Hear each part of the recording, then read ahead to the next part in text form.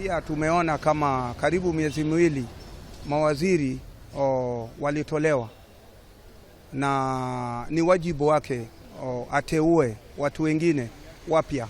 Hahitaji hata mawaziri kwa sababu hakuna chochote mawaziri wanafanya, waoneshi wanafanya nini. Kila kitu iko bure tu kabisa hivyo. Afadhali ikae bila minister zote na kazi ifanyike vizuri. Sisi tunataka change kubwa sana kwa Mombasa. Tulikuwa na mawaziri mbeleni, lakini hatukuona, tulikuwa tunaona mirunduko ya takataka katika kila sehemu ya Mombasa. Lakini kwa hivi sasa miezi miwili hawajakuwa ofisini, lakini kazi inafanywa, usafi unaendelea kama kawaida. You can see ile kazi inafanyika hapa Moi Avenue. Very nice, very clean. The town is very clean.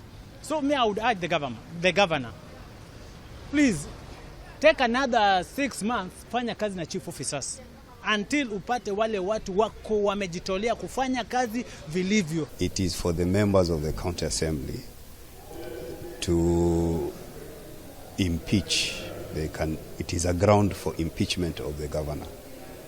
They can impeach on the basis that the governor has violated.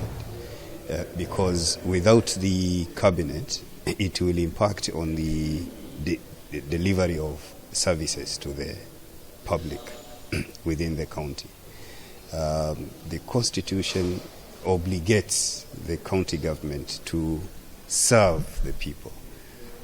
So failure to appoint members of the committee will impact negatively on the service delivery.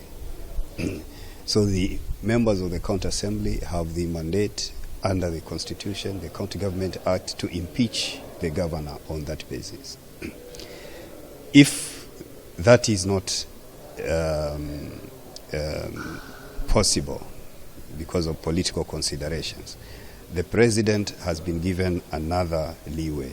If a county government violates the constitution and it fails to deliver as expected under the constitution, the president has the power to suspend that county government and appoint a commission to run the county